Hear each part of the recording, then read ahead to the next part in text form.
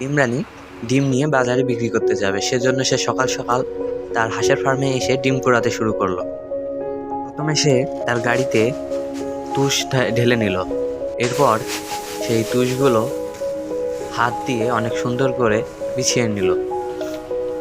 তুষগুলো সমান করে বেছানোর পর সে চলে যায় গামলা নিয়ে ডিম কুড়াতে। সেখানে গিয়ে সে ডিম কুড়ানো শুরু করলো। আজকে তার হাঁসগুলো অনেকগুলো ডিম পেড়েছিল, তাই সে এক এক করে সম্পূর্ণ ডিম তুলতে শুরু করলো। ডিমগুলো সে একটা একটা করে গামলায় ভর্তি ছিল।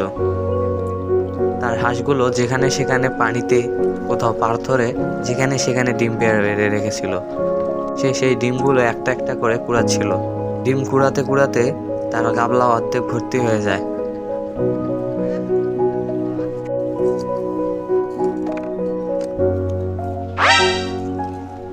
এরপর গামলা ভর্তি হয়ে গেলে সে সেগুলোকে গাড়িতে সাজিয়ে রাখে। একটা একটা করে সবগুলো ডিম গাড়িতে সাজায়। এভাবে করে সে গাড়িটি ভর্তি করে। ডিমগুলো গাড়িতে রাখার পর সে তার গাড়ি নিয়ে বাজারে চলে যায়।